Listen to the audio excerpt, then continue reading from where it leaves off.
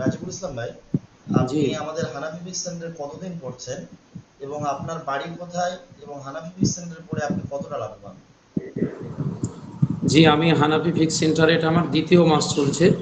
আজ 14 তারিখ, তার মানে আমার হচ্ছে 1 মাস 3 দিন মতো ক্লাস। যেহেতু গত মাসে আমাদের 11 তারিখ থেকে 11ই আগস্ট থেকে আগস্ট শুরু থেকে হয়েছে। শুরু হয়েছিল, জি। আজ আমাদের 1 মাস 3 দিন, এর মধ্যে অনেক আমাদের সাপ্তাহিক ছুটি থাকে 2 দিন। তাছাড়াও জি, আমাদের কিছু একাডেমিক প্রয়োজন ছুটি হয়েছিল। একাডেমিক ছুটি হয়েছিল। জি। তারপরে আল্লাহভাবে মনের মধ্যে যে অনেক দিন থেকে একটা শেখার একটা ছিল, মনের মধ্যে একটা আশা ছিল। মনে হচ্ছে যে আল্লাহ যেন এইরকম একটা জায়গায় আমাকে আপাতত পৌঁছে দিয়েছেন। আমি এই 1 মাস মানে 3-4 দিনের যে এইটুকু অনুভব করতে পেরেছি, আল্লাহর কাছে আমি অনেক শুকরিয়া আদায় করছি এবং আপনাদের প্রতিষ্ঠানের জন্য দোয়া করছি যেন আল্লাহ আমার এই চিন্তা ভাবনা বা যেটুকু যেন শেষ পর্যন্ত সকল জায়গায় পৌঁছতে পারে। এবং আমিন। যারা আমার মতো যারা চেষ্টা করছে যে ইলম শিখবো সঠিক জায়গায় এসে, তাদেরকে যেন আল্লাহ পাক এইরকম কোনো সঠিক দিশা দেখিয়ে দেয়, এই প্রত্যাশাই করছি। আলহামদুলিল্লাহ। আপনার বাড়িটা কোথায় একটু ক্লিয়ার করুন, আপনি কোথা থেকে পড়ছেন? জি, আমার বাড়ি মুর্শিদাবাদ, জেলা ও থানা আমার একই পড়ছে। আমার আপনি হাজারদুয়ারি এলাকা। আপনি কোনো মাদ্রাসার টিচার না মসজিদের ইমাম? একটু না, ক্লিয়ার করুন।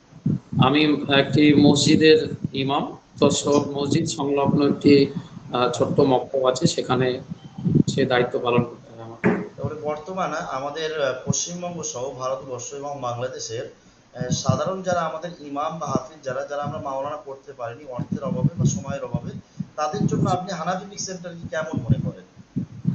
আমি যে এই কথা ইতিপূর্বে আমি আমার ইঙ্গিত প্রকাশ করেছি হ্যাঁ, হ্যাঁ, একটু যে ক্লিয়ার এইরকম করুন। যারা, হ্যাঁ, এরকম যারা দ্বিধা দ্বন্দ্বের মধ্যে আছে বিভিন্ন কারণে, হয় আর্থিক সংকটের কারণে অথবা সেই রকম প্রতিষ্ঠান থেকে সুযোগ সুবিধা না পাওয়ার কারণে তারা সঠিক এলিমটা অর্জন করতে পারেনি, কিন্তু মনের মধ্যে ওই আশা থেকে গেছে যে আমি কিভাবে আল্লাহ রসুলের বর্ণিত হাদিসগুলো আমি নিজে পড়তে পারবো এবং নিজে তর্জমা করব, তার ব্যাখ্যাগুলো নিজে বুঝবো। আসলে লোকের মুখে তিনি যতই বড় আলেম হন না কেন, যতই শুনি আমরা মানুষের মুখে, সেটা তো শোনা, একদম একদম এক্স্যাক্ট। সেটা তো শোনা। সেই জায়গা থেকে মনের মধ্যে একটা জায়গা এসেই থাকে যে না, আমাকে নিজে পড়তে হবে, নিজে বুঝতে ইনশাআল্লাহ। হবে, সঠিকটা করতে হবে। এই জায়গা থেকে দাঁড়িয়ে আমি বিশেষ করে বিভিন্ন প্রতিষ্ঠানের ইমাম আলেম যারা আছেন, তারা যদি চায়, আমাকে মনে হচ্ছে বর্তমান সময়ে আজ এই সময়ে এসে আমি দেখছি হানাফি ফিকহ সেন্টার একটা যোগ্য প্রতিষ্ঠান বলে মনে হচ্ছে আমার। জি, তারপরে শেষ কোশ্চেন। আপনাকে যে আমি এতগুলো কোশ্চেন করলাম, এই কোশ্চেন গুলো আপনি আল্লাহ সাক্ষী রেখে বলেছেন তো? আল্লাহকে হাজির নাজির মনে করে? না আমি রয়েছি, আমি সামনে বলছি বলে আমাদের প্রশংসা করছেন, এমন কোনো ব্যাপার নয় তো? জি, না, আমার আমার আপনি বলবেন কি, আমার ব্যক্তিগতভাবে এইরকম ভাবে কারো প্রশংসা গাইতেও আমাকে ভালো লাগে না। একদম সত্যটা প্রচার করতে আমি পছন্দ করি। সে যে একদম। যে যত বড় হোক না কেন, যদি আমি বুঝতে পারি ইনশাআল্লাহ। যে কেউ তার ব্যক্তিত্ব করছে, আমি সেখান থেকে সরে আসি। অতএব এটা আমি আল্লাহকে সাক্ষী রেখে আমি আমার ব্যক্তিগত মত প্রকাশ করলাম।